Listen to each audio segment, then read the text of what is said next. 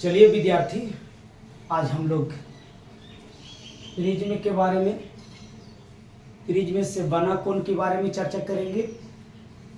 तो इसके पहले वाले वीडियो में हमने बतलाया था प्रिज्म क्या है, प्रिज्म आखिरकार होता कैसा है, और सिर्फ आज की वीडियो में ये बतलाने वाला हूँ कि प्रिज्म में कितने कोण बनते हैं, उस कोण का नाम क्या होगा, कोण कहाँ बनेगा। बस इन सारी बातों की चर्चा आज की वीडियो में होगा। लेकिन इसके पहले एक बार हम पुनः प्रिज्म से अवगत होंगे। प्रिज्म कहता है क्या, किसी कोण पर झुक के दो समतल पृष्ठों के बीच घिरे पारदर्शी माध्यम को प्रिज्म कहते हैं। तो चलिए एक बार हम आप लोग को प्रिज्म दिखलाते हैं। देखो यही प्रिज्म है। देख लिए, इसी को हम लोग क्या बोलते हैं, प्रिज्म बोलते हैं। तो यहाँ से एक चीज सीखेंगे, ये सतह है और ये सतह है, और ये इस तरह से जो झुकाव उत्पन्न होती है, तो यहाँ पे एक कोण बनता है। इस कोण को तो हम प्रिज्म कोण कहते हैं।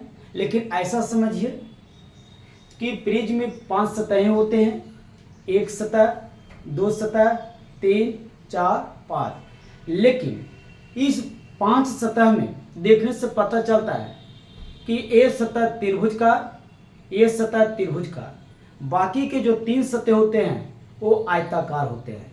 इसका मतलब हुआ कि 2 सतह त्रिभुज का, 3 सतह आयताकार से घिरे पारदर्शी माध्यम को प्रिज्म कहते हैं। तो चलिए अब यहाँ पे देखेंगे बोर्ड पे इससे बनने वाले कोण, ध्यान देंगे।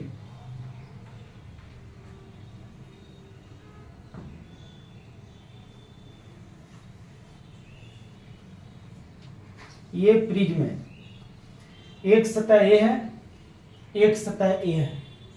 दो सतह से जो घिरा है वो जो कोण होता है, अगर इसको हम ए मानते हैं, बी मानते हैं, सी मानते हैं, तो इसको हम कहते हैं प्रिज्म कोण। इसको कौन कोण कहते हैं बाबू, बोलो, प्रिज्म कोण।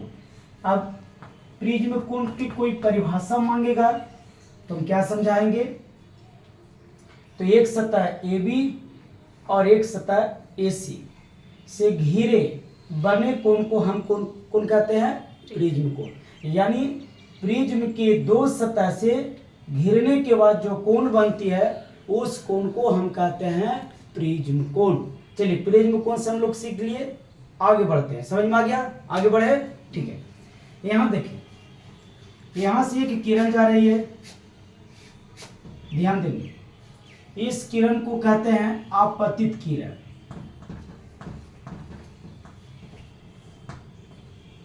कौन कौन कहते हैं, आपतित किरण। इसको हम इस तरीका से दर्शाते हैं, ये बता रही है कि किरण जा रही, ये डैश है, तीर का निशान है, ठीक। इस किरण को इस तरीका से निकल जाना चाहिए, लेकिन ये निकलती नहीं है।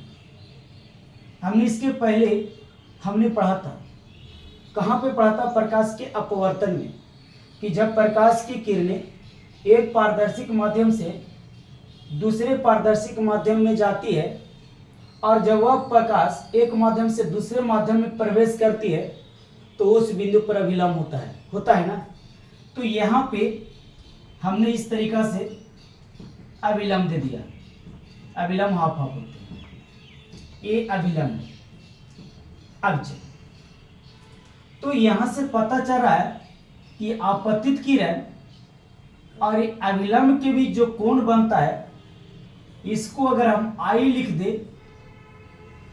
तो इस कोण को हम कहते हैं कोण को आपतन कोण। कौन बोलते हैं, आपतन को। तो यहां पर हम लिखेंगे आई जो कोण बन रहा है, कौन बन रहा है, आपतन कोण,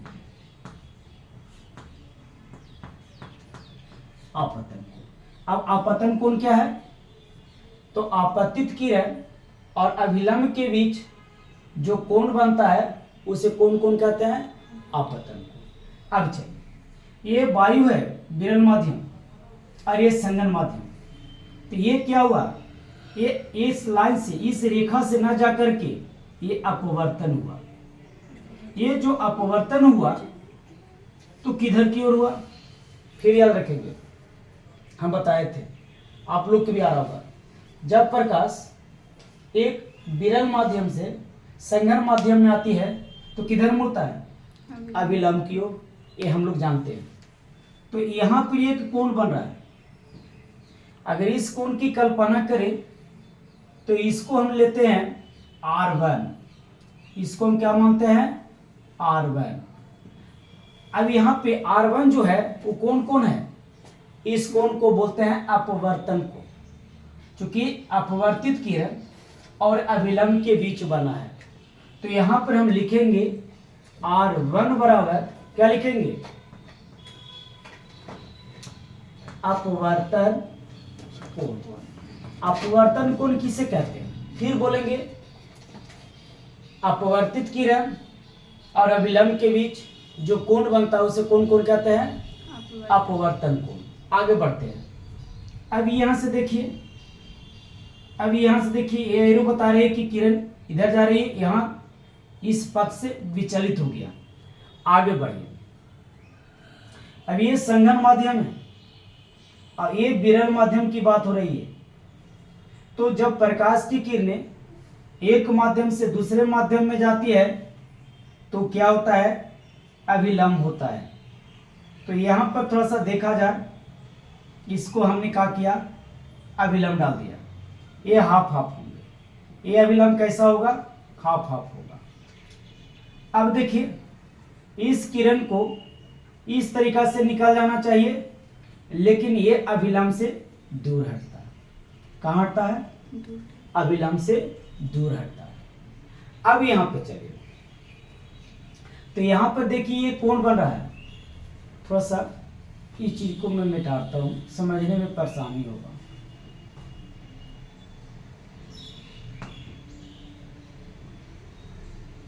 ये अभिलंब है। तो ये जो कोण बना इसको हम मानते हैं R2। अब थोड़ा सा बात बनाइए, इसको कहते हैं, इस किरण को निर्गत किरण। कौन किरण कहते हैं, निर्गत किरण। अब जब ये निर्गत किरण होगा तो हम ऐसे बोल सकते हैं कि ये अभिलंब और यहां से जा रही है, अपवर्तन हो रहा है ना, तो निर्गत किरण या अपवर्तित किरण और अभिलंब के बीच जो कोण बनता है उसे अपवर्तन कोण कहते हैं। लेकिन इसी कोण को निर्गत कोण कहा जाता है। ये अपवर्तन हो रहा है, अपवर्तन कोण के ही निर्गत कोण कहा जाता है।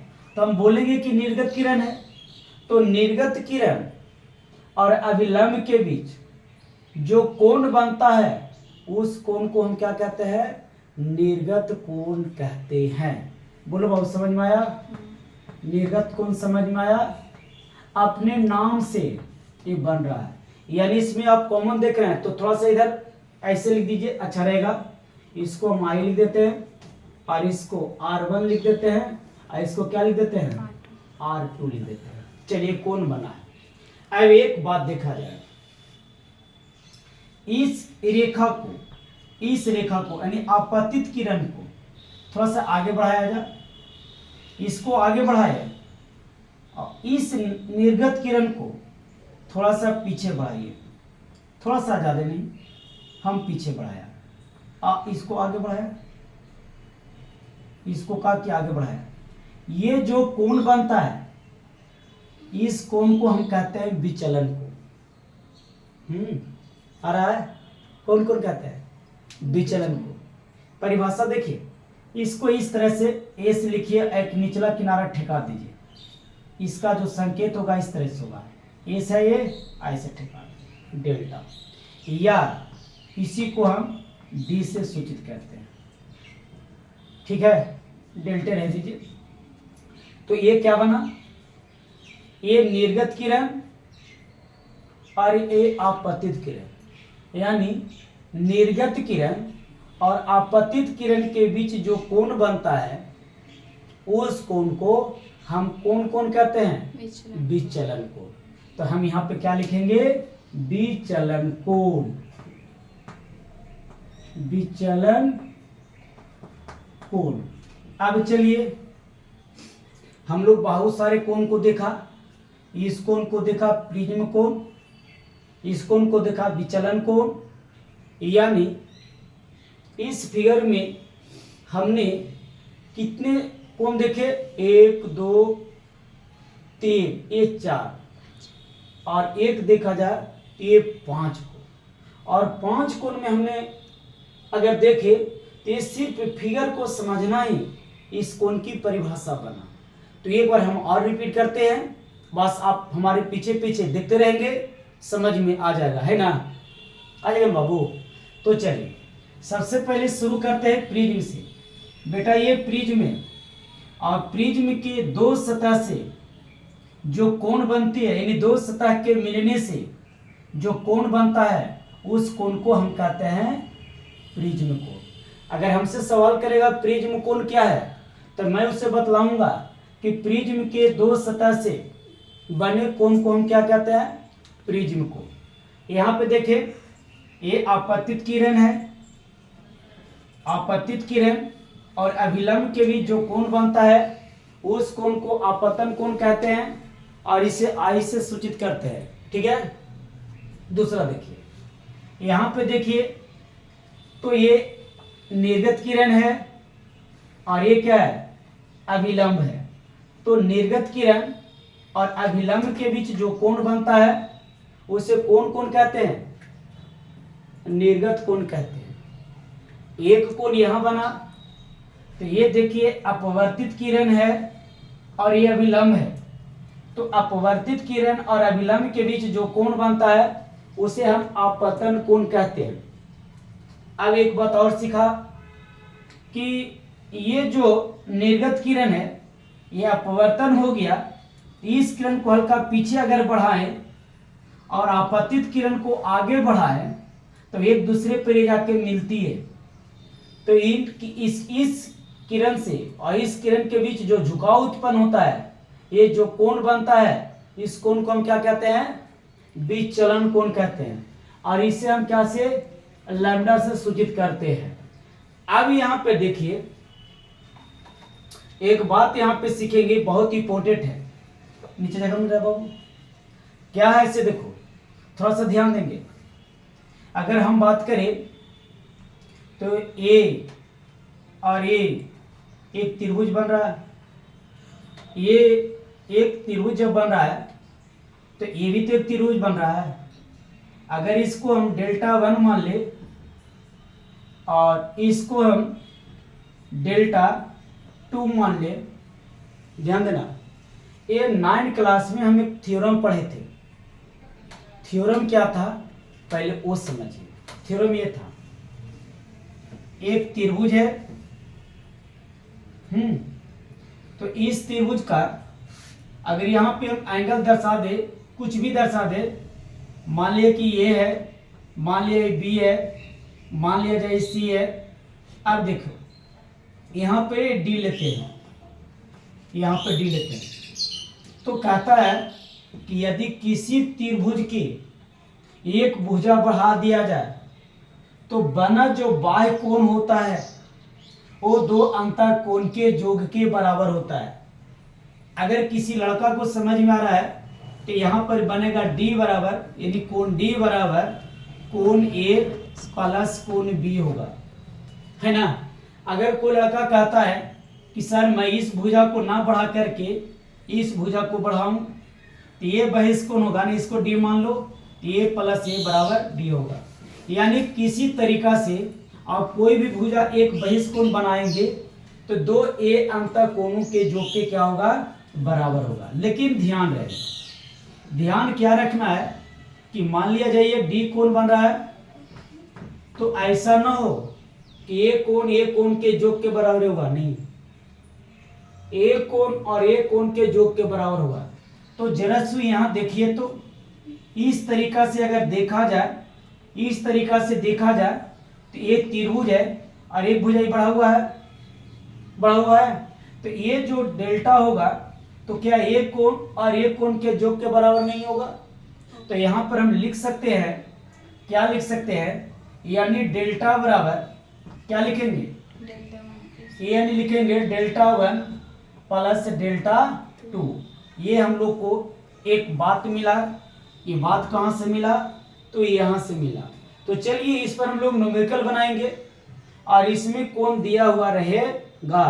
कभी ये कोण का मान पूछेगा, कभी ये कोण का मान पूछेगा, कभी ये कोण का मान पूछेगा। तो चलिए यहाँ से समझ में आया आप लोग को।